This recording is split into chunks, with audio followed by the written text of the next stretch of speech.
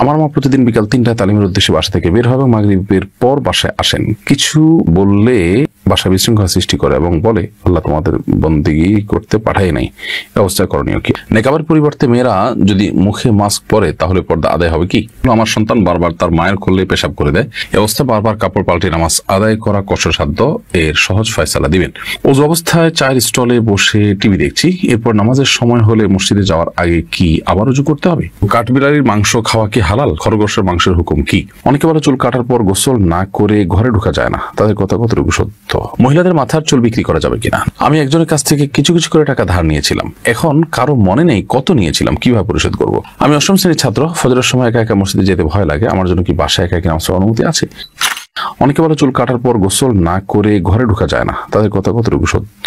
না, এটা সঠিক কোনো কথা নয় যে চুল কাটার পরে ঘরে ঢুকতে হলে গোসল করে ঢুকতে হবে, এমন কোনো কথা নেই। তিনি গোসল করা ছাড়াও ঘরে চাইলে ঢুকতে পারবেন। মহিলাদের মাথার চুল বিক্রি করা যাবে কিনা? না, মহিলাদের মাথার চুল কেন, শরীরের অন্য কোনো অঙ্গ প্রত্যঙ্গ, অন্য কারোর, পুরুষদেরও কোনো অঙ্গ প্রত্যঙ্গ বিক্রি করা জায়েজ নাই। তবে কারোর যদি প্রয়োজন হয় সেটি দান করা যেতে পারে, কিন্তু বিক্রি করা জায়েজ নাই। কারণ এই সমস্ত অঙ্গগুলো প্রথমত আল্লাহ তাআলা, দ্বিতীয়ত হলো যে মানুষের এই শরীরের প্রতিটি অঙ্গকে ইসলাম মর্যাদা দিয়েছে। আল্লাহ বলেছেন ওয়ালাকাদ কাররামনা বানি আদম, আমি আদম সন্তানদেরকে মর্যাদা দিয়েছি, সম্মান দিয়েছি। অতএব সেই সম্মানের অংশ হিসেবে মানুষের শরীরের কোনো অংশ বিক্রি করা যাবে না। এটা বিক্রি করা মানে তাকে অপমান করা, তাকে অসম্মান করা। আমি একজনের কাছ থেকে কিছু কিছু করে টাকা ধার নিয়েছিলাম, এখন কারো মনে নেই কত নিয়েছিলাম, কিভাবে পরিশোধ করব? আল্লাহ মাফ করুন, আপনি অল্প অল্প করে যদি অনেক টাকা ধার নিয়ে থাকেন এবং কোনো মনে নেই, তাহলে আনুমানিক একটা ফিগার আপনাকে বের করতে হবে যে এর বেশি হবে না, তাহলে সেক্ষেত্রে সেটা আপনি পরিশোধ করলে ইনশাআল্লাহ বিদিল্লাহ আপনি দায়মুক্ত হবেন। আমি অষ্টম শ্রেণীর ছাত্র, ফজরের সময় একা একা মসজিদে যেতে ভয় লাগে, আমার জন্য কি বাসায় একা একা নামাজ পড়ার অনুমতি আছে? যদি কেউ সাথে না থাকে এবং সত্যিই সেটি ভয়ের কারণ হয়, তাহলে সেক্ষেত্রে বাসায় অন্যদেরকে নিয়ে জামাতের সাথে সালাত আদায় করবে এবং কাউকে না কাউকে সঙ্গী বানিয়ে নিবে, যাতে করে নিয়মিত থাকেন, নিয়ে মসজিদে সালাত আদায় করেছে এবং ভয় দূর হয়। নিয়মিত সিস্টেম বানানোর সুযোগ নেই যে ভয় হয় অজুহাত নিয়ে বাসায় সালাত আদায় করছেন, বরং ভয় হলে অন্য কাউকে সাথে নিয়ে আপনি সালাত আদায় করবেন। হ্যাঁ, যদি এরকম লোক না থাকে তাহলে আপনি বাসা নামাজ পড়লেন, হতে পারে সেটা আপনার জন্য জায়েজ এবং সেটা সীমিত সময়ের জন্য। ওযু অবস্থায় চায়ের স্টলে বসে টিভি দেখছি, এরপর নামাজের সময় হলে মসজিদে যাওয়ার আগে কি আবার ওযু করতে হবে? ওযু অবস্থায় চায়ের স্টলে বসে যদি আপনি টেলিভিশন দেখেন তাহলে এর ফলে আপনার ওযু ভাঙবে না, তবে টেলিভিশনে হারাম কিছু দেখে থাকলে সেটা আপনার ওযু ভাঙার চাইতে আরো বড় বিষয়, অর্থাৎ তাতে আপনার তাকওয়া ভাঙবে, গুনাহের কারণ হবে। তাই আল্লাহর কাছে আপনি ইস্তেগফার করবেন, ক্ষমা প্রার্থনা করবেন এবং এর জন্য ওযু নয় বরং তওবা আপনাকে করতে হবে যদি গুনাহ কিছু, হারাম কিছু দেখে থাকেন। তবে তারপরও হারাম কিছু দেখেছেন, এরপর যদি আপনি ওযু করে সালাত আদায় করেন বা কোনো ভালো কাজ করেন, সেটা অধিকতর উত্তম এবং নিরাপদ, যেহেতু আপনি এটা গুনাহের কাজ করেছেন। ওযুর মাধ্যমে ছোট ছোট গুনাহগুলো আল্লাহ তাআলা মাফ করে দেন। কাঠবিড়ালির মাংস খাওয়া কি হালাল? খরগোশের মাংসের হুকুম কি? কাঠবিড়ালি এবং খরগোশ এই দুইটার বিধান দুই রকম। কাঠবিড়ালির গোশত খাওয়া জায়েজ হবে না, হালাল হবে না। এর কারণ হলো যে সমস্ত জীবজন্তু হিংস্র জীবজন্তুর সংজ্ঞায় পড়ে সেগুলোর গোশত খাওয়া ইসলামের শরীয়তের দৃষ্টিকোণ থেকে হালাল হয় না। হিংস্র জীবজন্তু বলতে যারা নখ এবং দাঁত দিয়ে ছিঁড়ে ফুঁড়ে খায় তাদেরকে হিংস্র জীবজন্তু ধরা হয় এবং এই হিংস্রতার যে ডেফিনিশন ফোকাহে কেরাম দিয়েছেন সেটার আলোকে আপনার কাঠবিড়ালির গোশত খাওয়া হালাল হয় না।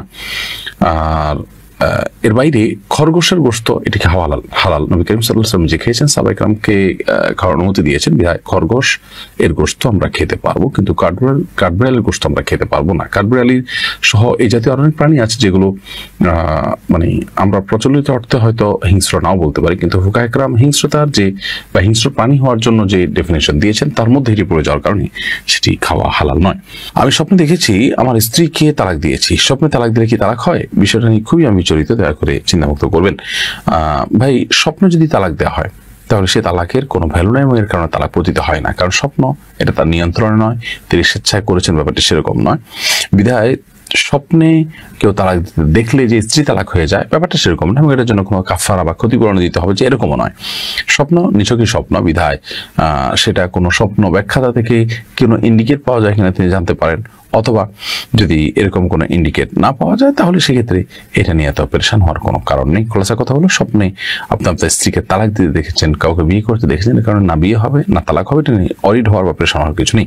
অনেক জায়গায় বিয়েতে যে পরিমাণ টাকা পাত্রপক্ষকে যৌতুক হিসাবে দেওয়া হয় সে পরিমাণ টাকা দেওয়ার মূল হিসাবে ধরা হয়, এতে মেয়ের বাবার টাকা দিয়েই মেয়েদের মোহর দেওয়া হয়।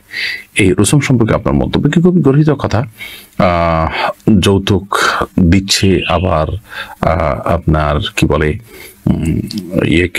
আপনার মেয়েকে মোহর হিসাবে সে টাকা আবার ব্যাক করে আনতেছে, তাহলে দিন শেষে মেয়ের অর্জনটা কি? তার মানে পাত্রীপক্ষের যে টাকা সে টাকাই আবার পাত্রীপক্ষের কাছে ফেরত গেল, তাহলে তারা আসলে কিছু পেল না। যৌতুক সম্পূর্ণ হারাম। বিয়েতে পাত্রীকে মোহর দিতে হবে, পাত্রপক্ষ কোনো কিছুই গ্রহণ করতে পারবেন না, বিশেষ করে যৌতুক হিসেবে। আমার সন্তান বারবার তার মায়ের কোলে পেশাব করে দেয়, এ অবস্থায় বারবার কাপড় পাল্টে নামাজ আদায় করা কষ্টসাধ্য, এর সহজ ফয়সালা দিবেন। দেখুন, সন্তান মায়ের কোলে, বাবার কোলে বা কারো কোলে যদি পেশাব করে দেয়, তাহলে সেক্ষেত্রে সেই পেশাব পবিত্র করবেন কিভাবে? এর উত্তর হলো, যদি সন্তান খুব ছোট হয়, যে দুগ্ধপোষ্য সন্তান এবং অন্য কিছু খায় না, মায়ের দুধের উপর নির্ভরশীল থাকে, তাহলে সেক্ষেত্রে ছেলে সন্তান হলে তার সেই পেশাবের উপর পায়ের ছিটা দিয়ে দিলে পাক হয়ে যাবে, অর্থাৎ সেটা পবিত্র হয়ে যাবে, নামাজ পড়া যাবে সে কাপড়ে। আর যদি মেয়ে সন্তান হয়, তাহলে সেক্ষেত্রে যতটুকু পেশাব লেগেছে ততটুকু জায়গা ধুয়ে আলতো করে ধুয়ে ফেললে পাক হয়ে যাবে। পুরো কাপড় পাল্টাতে হবে ব্যাপারটা সেরকম না। যদি শরীরে লাগে, তাহলে শরীরে যে জায়গা লেগেছে সেই জায়গাটাকে ধুয়ে ফেললে পাক হয়ে যাবে ইনশাআল্লাহ তাআলা। অতএব পুরো শরীর বা পুরো কাপড় ধুইতে হবে, ব্যাপারটা সেরকম নয়। আর যদি সন্তান দুগ্ধপোষ্য না হয়, বরং অন্য খাবারের উপর নির্ভরশীল হয়, কিংবা দুধও খায় কিন্তু অন্য খাবারও খায় সে, তাহলে সেক্ষেত্রে অন্য সাধারণ পেশাবের মতো করে তাকে পবিত্র করে তারপরে সালাত আদায় করতে হবে। আর পবিত্রতার নিয়ম বলেছি, যেখানে পেশাব লেগেছে সেই জায়গা, সেটা কাপড় হোক আর শরীর হোক, সেটাকে ধুয়ে তারপর সালাত আদায় করবেন। আমার কাছে একজন কিছু টাকা আমানত রেখেছে, আমি আমার প্রয়োজনে সেখান থেকে খরচ করেছি, এরপর তার প্রয়োজনে সময় পূরণ করে দিয়েছি, এরকম করার কারণে কি আমার গুনাহ হয়েছে? দেখুন, প্রথম কথা হলো যে আপনি কারো কাছে যদি আমানত রেখে থাকেন, তাহলে সেক্ষেত্রে সে আমানতের টাকা খরচ করাটা আপনার জন্য গুনাহের কারণ হয়েছে। এবং এই আমানতের খেয়ানত করাটা, এটা ইমানের সাথে অসঙ্গতিপূর্ণ বিষয়। নবী করিম সাল্লাল্লাহু আলাইহি ওয়াসাল্লাম বলেছেন, লা দীনা লিমান লা আমানাতা লাহু, যার ভিতরে আমানতদারিতা নেই তার দিনদারি না। বিধায় কারণ আমানতের টাকা খরচ করে আপনি গুনাহের কাজ করেছেন, বিধায় আল্লাহর কাছে আপনি তওবা করবেন। তবে সেটি আপনি আবার সমত পূরণ করে দিয়েছেন বা পরবর্তীতে পূরণ করে দিয়েছেন, সেজন্য আপনি আমানত পরিপূর্ণ নষ্ট করেছেন তা নয়, তবে আমানত ভেঙেছেন, সেটা এক প্রকার খেয়ানত হয়েছে। আল্লাহর কাছে ইস্তেগফার করবেন এবং ভবিষ্যতে যেন না হয় খেয়াল করবেন। নেকাবের পরিবর্তে মেয়েরা যদি মুখে মাস্ক পরে, তাহলে পর্দা আদায় হবে কি? নেকাবের পরিবর্তে যদি মাস্ক পরেন এবং তার সৌন্দর্য যদি তাতে আপনার অপ্রকাশিত হয়, তাতেও পর্দা হয়ে যাবে। পর্দার জন্য আপনার ওই কাপড় দিয়ে নেকাবই দিতে হবে, এরকম কোনো কথা বা বাধ্যবাধকতা নেই। আপনি মাস্ক দিয়ে করেন, কিংবা ওড়না দিয়ে করেন, কিংবা অন্য কিছু দিয়ে করেন, যেভাবে হোক আপনার সৌন্দর্য আপনি অপ্রকাশিত রাখবেন এবং সেটি প্রকাশ করে বেড়াবেন না, এটুকুই যথেষ্ট আপনার জন্য। আল্লাহ তাআলা বলেছেন যে ওয়ালা ইউযিনা যিনাতাহুন্না ইল্লা মা যাহারা মিনহা, মেয়েরা তাদের সৌন্দর্যকে প্রকাশ করবে না। এই যে প্রকাশ করবে না, এই প্রকাশ না করার জন্য তিনি যে প্রক্রিয়া অবলম্বন করেন না কেন, সেটি জায়েজ হবে। আমার মা প্রতিদিন বিকাল 3টায় তালিমের উদ্দেশ্যে বাসা থেকে বের হবে, মাগরিবের পর বাসায় আসেন। কিছু বললে বাসা বিশৃঙ্খলা সৃষ্টি করে এবং বলে, আল্লাহ তোমাদের বন্দেগী করতে পাঠায় নাই, ব্যবস্থা করণীয় কি? অনেক বোনরা আছেন তালিমের নামে তারা সীমানা ছাড়িয়ে চলে যাচ্ছেন এবং অতিরিক্ত জজবা, অতিরিক্ত প্রয়োজনের চাইতে বেশি তাদের মধ্যে জোশ চলে আসছে। এটি উচিত না, এটাকে নিয়ন্ত্রণ করতে হবে।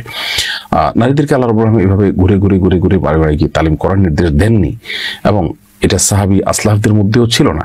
তবে আমি বলতে চাইছি যে ঘর সংসার বাদ দিয়ে ভাবে করতে নির্দেশ দেয়নি, অথবা আপনার এটা তাদের জন্য আবশ্যক নয়, ফরজে আইন নয় যে তারা এটা করে বেড়াতে হবে। হ্যাঁ, তারা অন্যদেরকে দাওয়াতি কাজ করবেন, বাসায় বসে থাকলে করতে পারলে আলহামদুলিল্লাহ। আর যদি বাইরে যান, তাহলে সন্তান পরিবার তাদের হক আদায় করে করবেন। পুরুষদের মতো তারা বাইরে যাবেন না। আল্লাহ বলেছেন, ওয়াকারনা ফি বুয়ুতিকুন্না, তোমরা তোমাদের বাসায় অবস্থান করে, এটা আল্লাহর নির্দেশ।